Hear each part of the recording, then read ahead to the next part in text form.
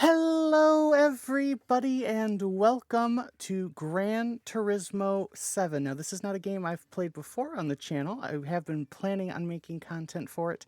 However, today is the day that I now have a PSVR2 headset, so I figured this was the perfect time to hop into Gran Turismo 7 here on the channel. I did a couple testing laps with it before, and I can definitely say already this is the best VR experience I've ever had.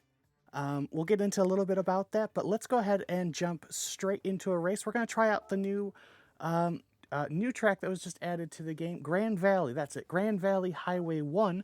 We're going to do a Group 3 race around there, and we'll get to talking there.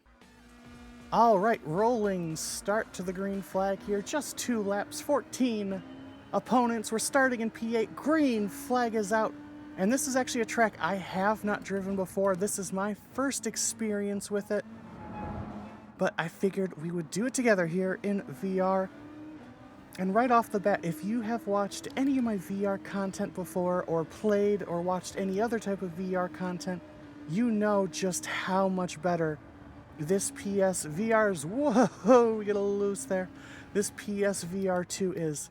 What Sony have done with this headset, and especially with this game, Gran Turismo 7, is nothing short of a game changer. This, I believe, is the headset and the game that could make someone a VR believer if they're not. I have played, if you haven't watched my old videos, I used to make a lot of iRacing content in VR, as well as some other games. And the worst thing about VR is that it's so resource intensive that you have to downgrade the graphics a ton. This runs so well and at near the performance levels you'd expect if you were playing on a single screen. I did do a bit of testing at Watkins Glen, and there was a little bit of pop-in, but that's just because I think Watkins Glen is a pretty, resource intensive track as we run to the back of that Ford GT. Again, this is my first time on the circuit. I did watch a Super GT video on it, so I've got a bit of an idea of how this circuit flows. But if you've never raced in VR before, I was reminded as soon as I stepped in, as somebody who stepped away from VR for a while, it's so natural. There isn't this huge adjustment period. There might be of, having to look in your mirrors as opposed to having one above you like in iRacing. But it's so natural, you feel right at home immediately. And honestly, it feels like you can do more. It's because you know more about where the car is. You know more about the track. You can you can look with your eyes and your head to look around, see where you want to see, instead of just having a static image on the screen. It's such a better way to drive, in my opinion. And I think Sony, again, absolutely have knocked this out of the park. Now, one thing you might be noticing as the viewer is some things are not as sharp as others. In order to get the resolution and frame rate that Sony wanted out of the PSVR2, they implemented an eye tracking system. And essentially what it means is whatever I'm looking at with my eyes is going to be the sharpest and the most clear. When you're a user, I will say it's great. You do not notice anything. I did see a video about PSVR2, and I'm sure you guys are noticing it, but the things around it, around what I'm looking at, a little blurry, and it's more noticeable when someone else is watching, and it's because you're able to look at something different than what I'm looking at. So, but as a user, you don't notice it at all, and I applaud Sony on figuring this system out. It does take some calibration, although the calibration's really easy to do, and if you screw it up for any reason or you need to do it again, super simple to do.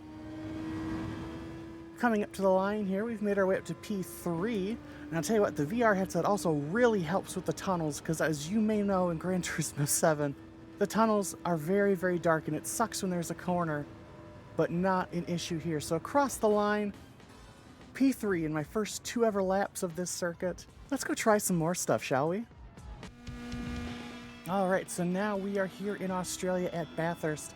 I tested this track out a little bit before recording here, And I gotta say, this might be one of the coolest VR experiences, because one of the other great things about VR that you can't really get when it comes to racing on a single or triple screen setup is you get to understand those elevation changes more. You feel it. You get to notice things you maybe not noticed before in terms of track elevation. And you get to have it just be a little bit more intense as we screw up the entrance to that corner just a little bit and make contact there. And now we're getting bullied around by the AI. It's okay though, we'll try to get them back here as we make our way up the mountain. Much slower in a GT3 car than what I was testing it out in. I was testing it out in a Super Formula car. But we did get that one position back as we get right up against the wall there. Now, if you did play the original PSVR and you tried it out on Gran Turismo Sport, you were probably disappointed to find out it was a very minimal experience. There wasn't a whole lot you could do. Well, Sony and Polyphony listened this time around, and it is the full game. You get all but one mode in this, and that is two-player split screen, because that's way too hard to do with VR, and I can understand that. I don't think anyone's going to really complain about that. But the whole game, online included, is now in PSVR2. And my hat's off to Polyphony and Sony for doing that, because this is how you get people into VR. This is how you get people to want to play it and pick up a VR system and Gran Turismo 7, is by allowing them to experience the full game as we get along this Alfa Romeo. Hard on the brakes here. Now, one of the things I was talking about, I never noticed that this corner had, as we go wide, I never noticed this corner had so much elevation change. I've realized that now that I've been trying it in VR. You know, so it's little things like that that you start to notice, you start to pick up on about, you know, the cars as well as the driving experience in the circuits. And I just can't express enough how awesome this is.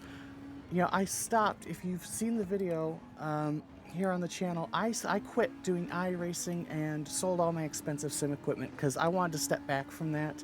And it just wasn't fun anymore. I think this is going to reignite my interest, and I think this is going to be a ton of fun. So we have to slow down here because the Audi couldn't quite clear there. Up on the inside, bit of contact here. We're going to clear them. Might be able to tell my voice got a little further away there simply because I was having to actually look to the left. So we scraped the wall there. Got two cars up ahead here. They're pretty far ahead, but we might be able to catch them. Not if I keep driving like that. If you guys are enjoying this video, be sure to leave a like. Hoping to make more, both VR content as well as GT7 content, although those two things might be going hand in hand from now on, as this just totally changes the game. So here we go, we are catching them here. It looks like there's a Ford GT as we lose traction. And now we're facing the wrong way, going down the hill. Luckily, a gap to the cars behind us. Get back green there. Pushed it just a little too far there. I thought I was still in the Formula car. Man, I am doing terrible right now. It's a good thing I'm trying to showcase the headset and not my driving capabilities. Got to give me a little bit of fairness though, I'm a little rusty on these.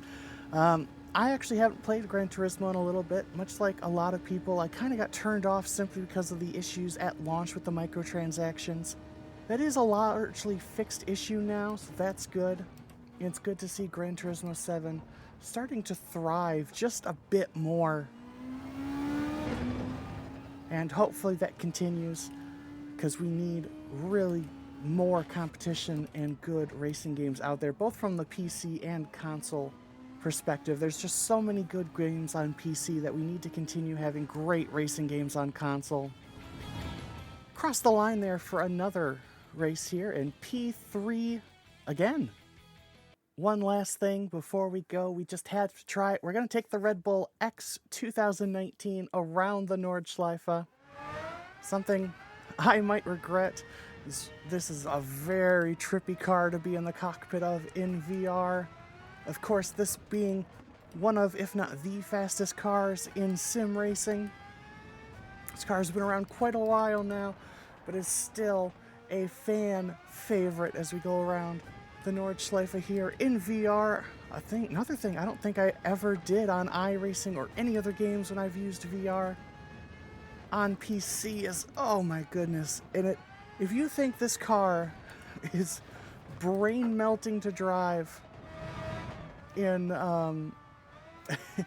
on a normal screen, you gotta try it in VR because you're just moving so incredibly fast. This car turns so, it just turns on a dime, and holy crap, you get a much better idea of the elevation changes and just how tight this Nürburgring Nordschleife track is.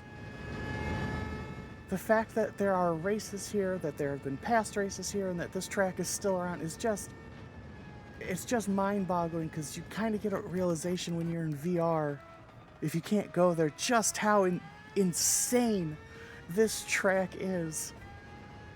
And it's amazing what it would be like to drive in real life, because it's absolutely incredible in VR as we go down and then back up through a left-hander.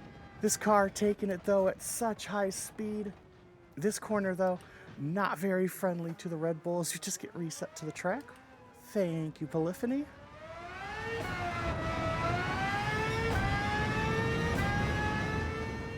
Now, for those of you wondering, because I'm sure there are people wondering out there, no, you cannot switch to another camera.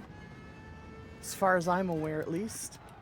I don't know why you would, but I have seen people wonder about that. So, there you go. This is definitely something I think I'll practice more of in my off time, because I feel like you could get really good at doing this track in VR as well as this car. But it just shows, because I believe this is the car they used for the longest time in their esports program. And it shows just how skilled you have to be if you're trying to race one of these absolute insane cars. Get past some houses here.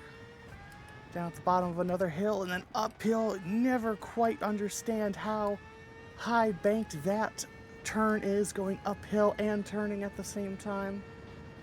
So we make our way down another straight here. Hard on the brakes for the right-hander.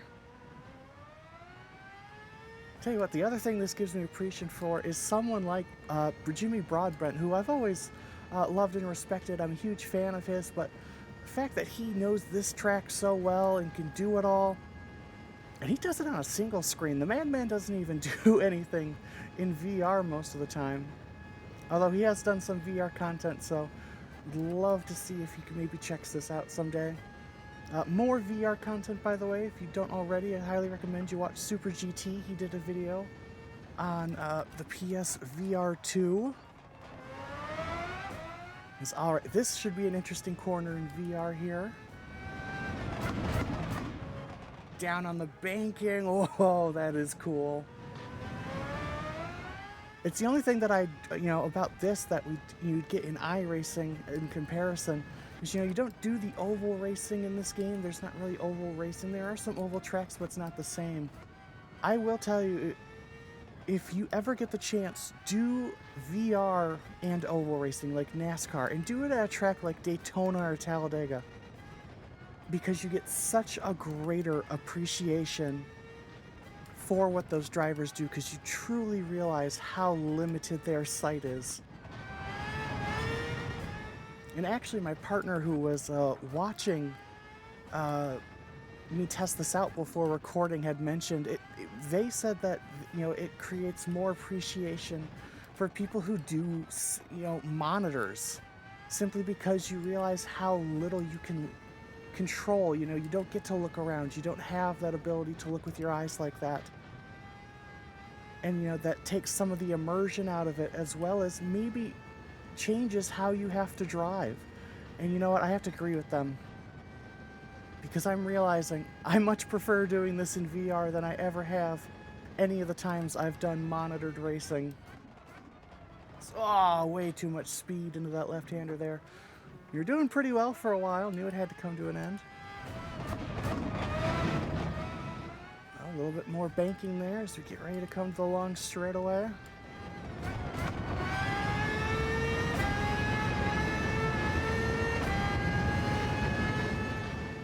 So as we come towards the end of the lap, that's going to do it for this video, everyone. I hope you've enjoyed this first look into PSVR2 here on Gran Turismo 7. I plan on making more PSVR2 content as well as more Gran Turismo 7 content. If there's any other types of games you'd like to see in PSVR2, do let me know. Right now, this is the only racing game. Hopefully that will change in the future. But I'm going to be quiet, let you guys just enjoy this last bit of the lap, and I'll see you in the next video. Bye!